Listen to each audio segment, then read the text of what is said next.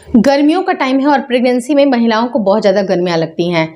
लेकिन अगर ये गर्मी ज़्यादा लगे और कई बार आपको समझ में भी नहीं आता है कि ये गर्मी जो महिलाओं को लगती है वो नॉर्मल नहीं हो सकती है, तो किन किन कारणों को हम नॉर्मल मान सकते हैं कि आपको गर्मी इतनी ज़्यादा क्यों लग रही है। प्रेगनेंसी के टाइम पे अगर आपको हॉट फ्लैशेज आते हैं तो उस टाइम पे भी आपको क्या करना चाहिए। वीडियो काफ़ी इन्फॉर्मेटिव है, प्लीज शुरू से लेकर लास्ट तक जरूर देखिएगा। नमस्कार दोस्तों, मेरा नाम हर्षिता वर्मा है और आपका मेरे चैनल ट्विंस माय वर्ल्ड पे बहुत बहुत स्वागत है। महिलाओं को धीरे धीरे करके जैसे जैसे गर्मियों का समय आता है और आपको पता है कि महिलाएं प्रेग्नेंट हैं, उनकी बॉडी में लगातार कुछ ना कुछ चेंजेस चल रहे हैं, बच्चा भी घूम रहा है।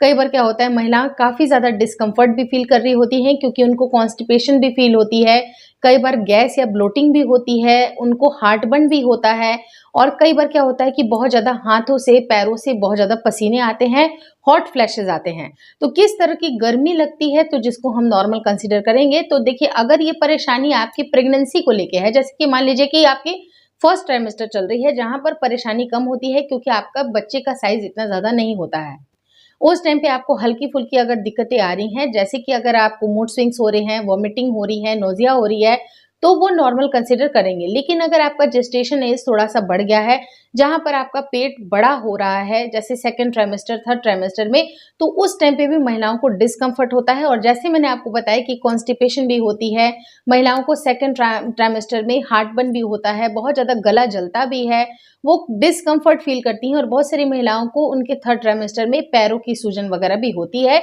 जो कि गर्मियों में उनको काफी ज्यादा परेशान कर देती है।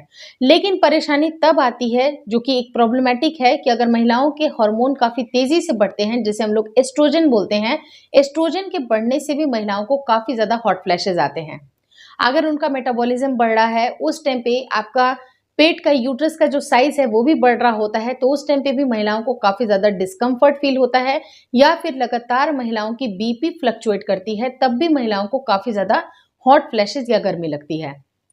तो एक बार आप अपने डॉक्टर से ज़रूर विजिट कर लें कि अगर हाथों पैरों में बहुत ज़्यादा पसीने हो रहे हैं, पूरा एकदम सर से पसीना आ रहा है, या पूरे टाइम अगर आप ठंडी जगह पे हैं तो थोड़ा सा ठीक है, थोड़ा सा बर्दाश्त कर सकते हैं।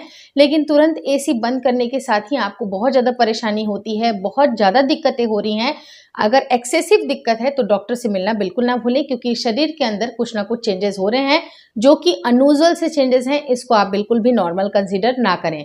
तो ऐसे केस में ज़रूरी है कि कुछ घरेलू टिप्स मैं आपको देना चाहूँगी कि आप अपनी बॉडी को अच्छी तरह से हाइड्रेट रखें। जो पहली टिप है, जो कि बहुत इंपॉर्टेंट है, अगर आपकी बॉडी हाइड्रेटेड है तो आपके हॉट फ्लैशेज आने के चांसेस कम होंगे। 3 से 4 लीटर का पानी आपको ज़रूर पीना है। अगर आप सिंपल पानी नहीं पी सकती हैं तो लिक्विड डाइट पे जाइए। आपको दूध, लस्सी, छाछ, नारियल पानी, नींबू पानी, शिकंजी बना करके आप ज़रूर पीजिए, इससे भी आपके हॉट फ्लैशेस कम आएंगे। अगर हाथों से पैरों से बहुत ज़्यादा आपको पसीना आता है, लाइक मुझे भी आता है, तो उसका मेन रीज़न ये है कि अपने सोडियम इंटेक को आपको थोड़ा सा कम करना है। नमक की मात्रा थोड़ी सी कम होगी तो आपकी बॉडी में वाटर रिटेंशन कम होगा और इससे भी आपको ज़्यादा दिक्कतें नहीं आएंगी। बहुत ज़्यादा हॉट फ्लैशेज या हाथ वगैरह बिल्कुल मोटे हो जाते हैं, शाम में बिल्कुल सूजे सूजे से लगते हैं, आपका फेस सूजा हुआ सा लगता है, तो ये वाटर रिटेंशन की वजह से हो रही है। तो जिसमें आपको खान पान में थोड़ा सा रिस्ट्रिक्शन बरतने की आवश्यकता है, जिसमें जंक फूड ना हो, फास्ट फूड जैसी चीज़ें आपको नहीं खानी है, बहुत ज़्यादा अचार, तेल, मिर्च, मसाले नहीं खाने हैं, जो कि आपकी बॉडी में सोडियम का कंटेंट बढ़ाते हैं, जिसके वजह से भी कई बार बहुत ज़्यादा पसीने होते हैं। तो आप कोशिश करें कि नॉर्मल हरी सब्जियां या फिर साबुत अनाज जो होते हैं, डेयरी प्रोडक्ट होते हैं, उनका आप लिमिटेड यूज़ करें। 2 से 3 घंटे के अंतराल पे थोड़ा थोड़ा भोजन करें। एक बार 6 बार आपको, जैसे होता है ना कि एक बार बहुत सारा मील लेके बैठने की ज़रूरत नहीं है कि चलो मैं 2 बार या 3 बार ही खा लेती हूँ, that is more than enough. लेकिन आपको 6 बार छोटे छोटे से मील्स देने हैं। अलॉन्ग विथ आप सलाद ले सकती हैं, आप बहुत सारे जैसे दूध, लस्सी, जैसे छाछ मैंने बताया, तो हेल्दी स्नैकिंग भी बीच बीच में करना है और मील्स को थोड़ा सा कट करना है। लाइक आप उसकी क्वांटिटी लिमिटेड रखिए, भले आप 6 बार खा लीजिए, 7 बार खा लीजिए, लेकिन इसकी क्वांटिटी आपको ध्यान में रखनी है ताकि प्रॉपर एरेशन आपके गट में होता रहे। पेट भर के जब हम बहुत ज़्यादा भोजन कर लेते हैं, जहाँ पर एयर पास होने की भी जगह नहीं होती है, तो वो खाना डाइजेस्ट होने में काफ़ी ज़्यादा दिक्कतें होती हैं और उन महिलाओं को कॉन्स्टिपेशन होती है, परेशानी होती है, गैस, ब्लोटिंग सबकी समस्या बनती है। तो आप कोशिश करें कि अपने पेट को आधा ही फिल करें, बाकी का आप थोड़ा सा पानी ले सकते हैं, जूसेस ले सकते हैं, या फिर आप कोशिश करें कि थोड़ा सा एयर भी उसमें छोड़ें ताकि अच्छी तरह से फूड का डाइजेशन हो सके। तो अपने फूड का डाइजेशन अगर आपका अच्छा होगा, आपको हॉट फ्लैशेस भी कम आएंगे, बहुत ज़्यादा परेशानी नहीं आएगी, ओबेसिटी नहीं होगी। लेकिन अगर लगातार हॉट फ्लैशेस आ रहे हैं तो आप ठंडी जगहों पे जाए, हल्की कपड़े की आपको नाइटी वगैरह डालनी है, कोई ऐसा कंफर्टेबल कपड़ा डालना है जिससे आप बहुत ज़्यादा परेशान ना हो।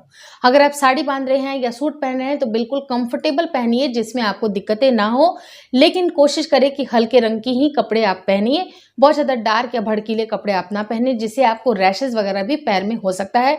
और इनर जो आपका पार्ट होता है जहाँ पर आपको कुछ ना कुछ डिस्चार्जेस निकलते हैं, उस टाइम पे भी महिलाओं को काफ़ी इचिंग होती है, रेडनेस हो जाता है। तो आप कंफर्टेबल कपड़े पहने और अंदरूनी तरह से भी पहने और बाहरी तौर से भी आपको जो कंफर्टेबल कपड़े होते हैं वही पहनना आपके लिए सही होता है।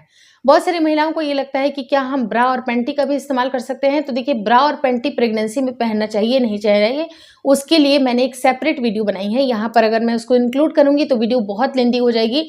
तो आपको स्पेसिफिक उस डिटेल जो नॉलेज आपको चाहिए तो उसके लिए मैं एंड स्क्रीन पे एक वीडियो की लिंक ड्रॉप करूँगी, आप ज़रूर देख लीजिएगा ताकि आपको गर्मी के दिनों में ज़्यादा परेशानी ना हो।